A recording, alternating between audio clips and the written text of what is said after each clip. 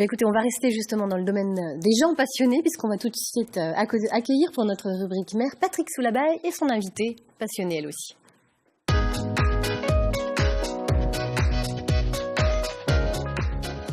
Bonjour Patrick, bonjour Géraldine, bienvenue à vous.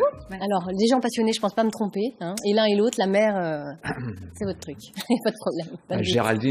Géraldine Marin, donc, qui est une jeune femme passionnée, comme vous dites, et qui a décidé, avec quelques amis, une idée comme ça, qui est venue, je crois, il y a 6 ans dans les projets, de tourner autour de l'Amérique du Sud, de remonter par le canal de Panama, de faire un voyage de marin.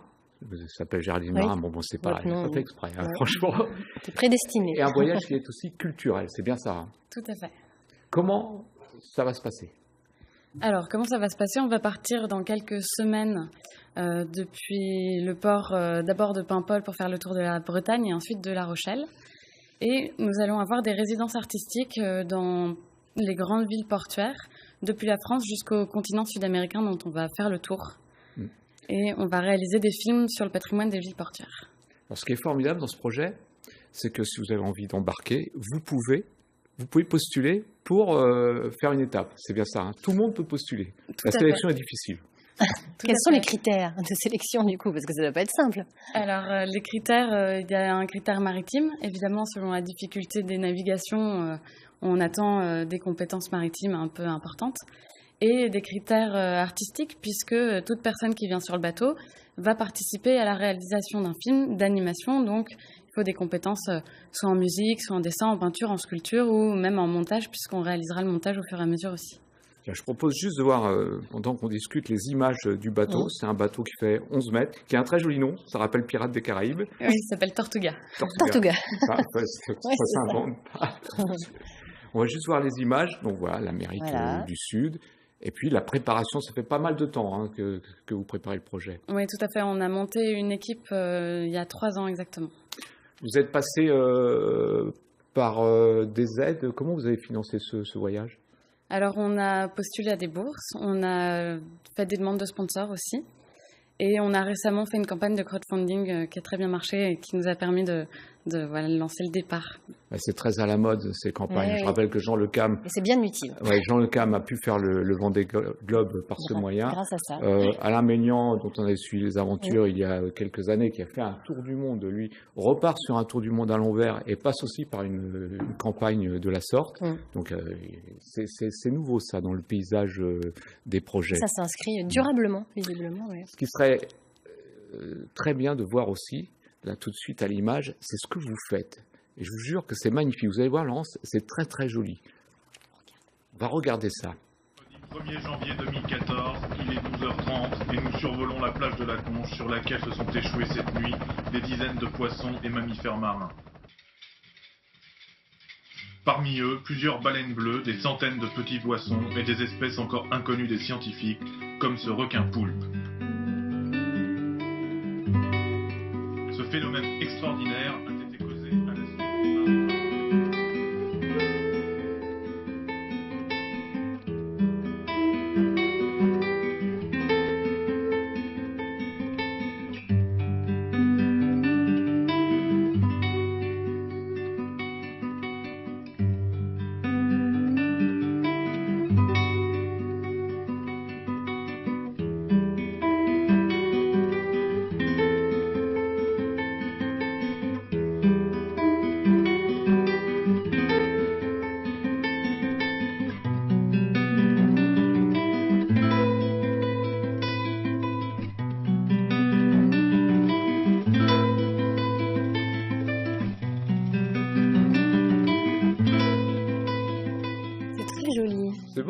C'est très beau. C'est beau. Alors ça va être fait à chaque escale. Il y en aura une vingtaine, c'est ça ? Une douzaine. Une douzaine ? Oui, tout à fait.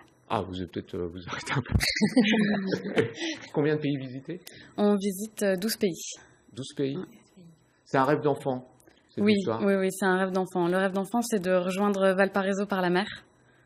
Et c'est un rêve qui traîne dans la tête qui petit à petit se construit, et la partie culturelle s'est rajoutée ensuite après avoir vécu à Valparaiso, mais en étant allé en avion et pas encore en bateau. Ça ne vous effraie pas un peu, tout ça, de traverser l'Atlantique 2 fois, de naviguer dans des eaux parfois peut-être tumultueuses? Est-ce que ça m'effraie? Le mot est peut-être fort. Après, il faut prendre en compte tous les dangers, essayer de baliser au maximum la sécurité. On s'est formé dans l'équipage qui sera les seconds au chef de bord. On a de l'expérience. Les gens sont sélectionnés aussi en fonction des dangers potentiels. Donc, disons que la peur doit être un moteur pour éviter les problèmes, plus que... C'est bien. J'en connais un qui va postuler, là.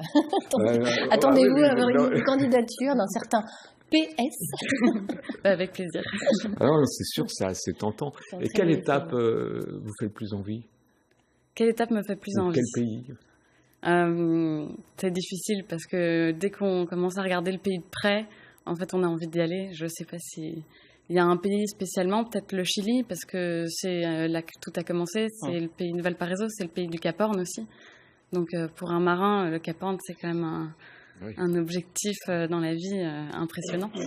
Et quand vous avez commencé à parler de ce projet, parce que vous êtes très jeune, je ne dirais pas l'âge, parce que ça ne se dit pas, mais on a dû vous freiner, vous dire, attends, faut peut-être faire autre chose, faut être sérieuse dans la vie. Ça a dû étonner, non? Alors, moi, je suis admiratif que des jeunes comme ça se lancent dans des projets. Franchement, je suis admiratif, je trouve ça absolument génial. Mais on a toujours des gens pour dire, tu ne devrais pas faire ça, non? Parfois, mais en fait, c'était plutôt, on a plutôt été aidés, poussés à chaque fois qu'il y avait des moments, des difficultés. On a rencontré des gens qui nous ont donné le coup de main au moment où il fallait, et il n'y a pas eu de moment de désespoir, on va pas y arriver, ou des gens qui nous disaient, quand les gens nous ont dit vous êtes fous, très bien, nous sommes fous. C'est une jolie conclusion, ça. Très bien, nous sommes fous. On suivra. Géraldine m'a promis de nous envoyer des images régulièrement. C'est vrai, là c'est en direct, pas de demi-tour. Donc on aura le suivi pendant 1 an, on aura des nouvelles régulièrement et on repassera peut-être des petits extraits de ce qui se fait. Avec grand plaisir. Et puis, il y a votre site internet qui s'affiche à l'instant. Donc, comme ça, on peut aussi suivre l'aventure, j'imagine, sur votre site. Tout à fait. Merci beaucoup, Merci. Géraldine.